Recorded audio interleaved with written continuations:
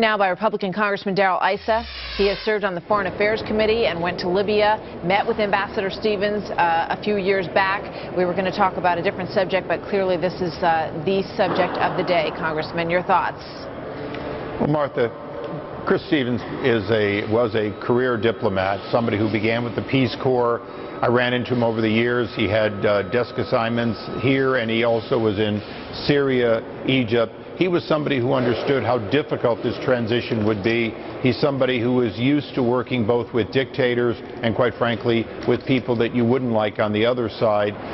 His loss will mark the first time in decades that we've lost an ambassador. The last senior diplomat we lost was in Jordan a few years ago. It's unusual, and we have to take it in perspective. These men and women know they put their lives in harm's way every day. He was somebody who went out in the community, did things more boldly than some would do, but did them because he was trying to bring a country that had lived under a dictator for 40 years back from that.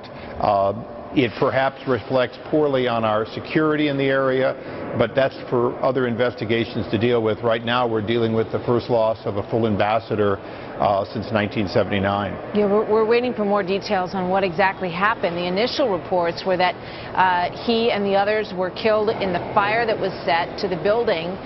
The later reports were that they were found in a car and that there were gunshot wounds involved and possibly suffocation. I mean, it does raise some questions, and perhaps you're correct that they're for another day, but it raises questions about what the security was like there. Well, Martha, we have three walls of defense that we deal with when we put our embassies in foreign countries.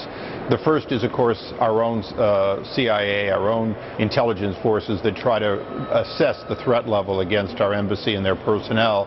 The second, and perhaps the most important, in fact, is our foreign host, who have a responsibility to provide a safe environment and to deal with mobs and gatherings and so on. And then, of course, lastly, usually our U.S. Marines who guard the embassy and the ambassador, along with foreign service personnel for that.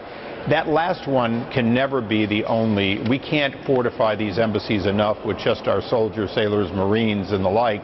We have to count on our host country. So that'll be part of what Congress will look at, the State Department will look at, is do we have the support of our host country in Egypt with the new government, one that is less pro-American, and obviously in Libya.